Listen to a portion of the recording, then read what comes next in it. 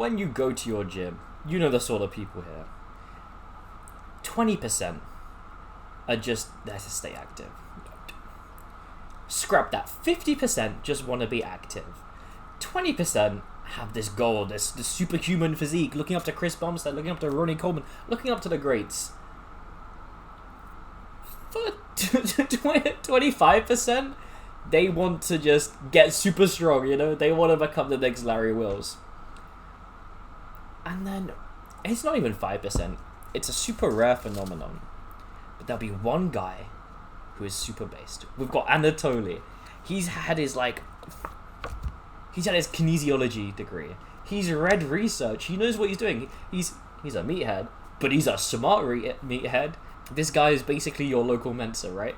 Like, he is an expert in training, and he's been doing it for a while. And he's read the studies.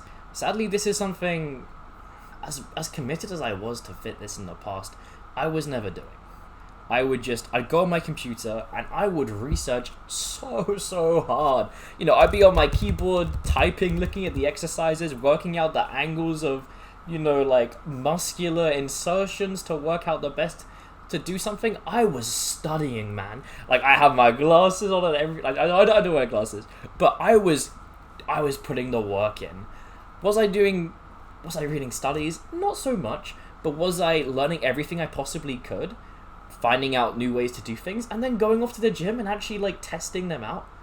Yeah, I was constantly changing things. Not in a negative way. I'm talking about, you know, one exercise change a month per day, which is probably good. You know, throwing something in, seeing if good mornings are good, seeing if bicep curls, like, sitting down is gonna make a difference. Just trying to work out the best thing that works for me and the thing I kind of like to do.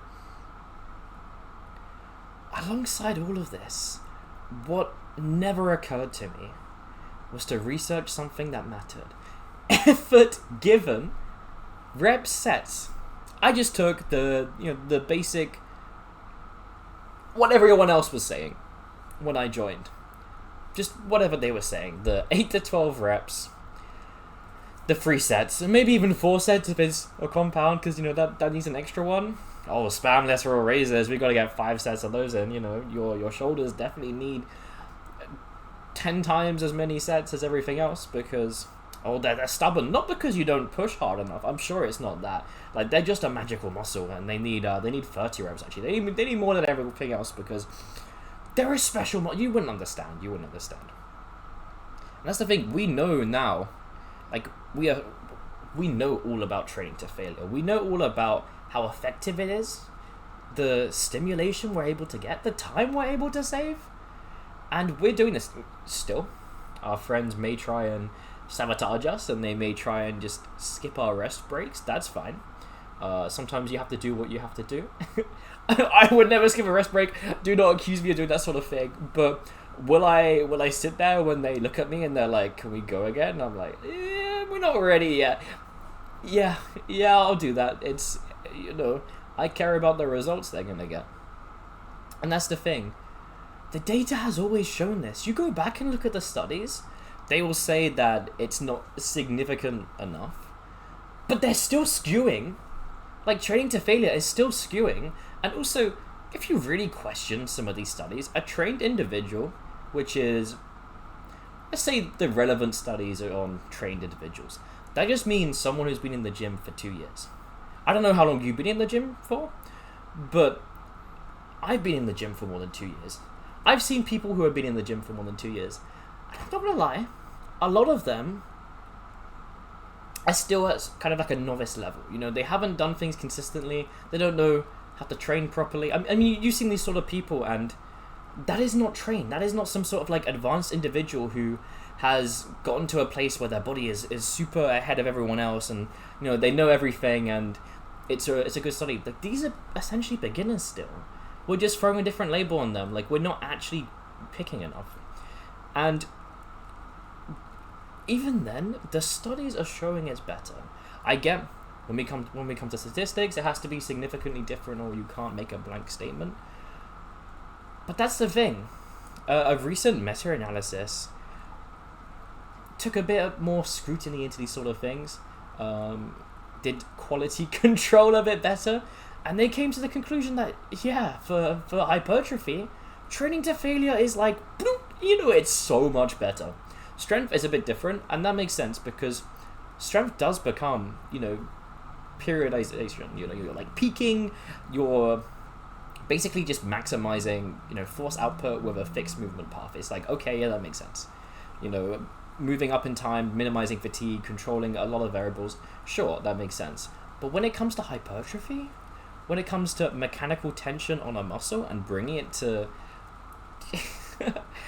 a level where you're fighting for every single rep, we know that this is the science behind it. Like, we understand how it works, even from a principle standpoint. Like, the whole survival mechanism thing, completely, unfortunately wrong, although it did make sense logically, and it's definitely the sort of thing which can cue as to what's actually going on. But essentially, when we're telling these muscle fibers, when we're trying to contract them, when the tension is, at a point where we're not able to do this, and we're repetitively showing it to this, within a certain range, because of course there's been a whole debacle about like 5 to 30, although I'm pretty certain that that's the sort of range, and go above it, endurance, and of course different things are coming into play there. Like, think about it. If you're running, you're basically doing like thousands of reps. At that point, do you think what needs to happen is we need to become stronger so we can handle the decrease in force output and like the muscles getting weaker across those 1,000 reps? Or do you think we just need to become better at conserving energy? And that's what endurance basically is.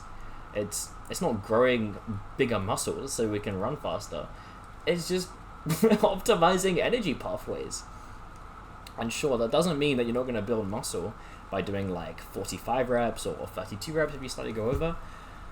But come on, we know what it is. We know rest matters, training to failure matters.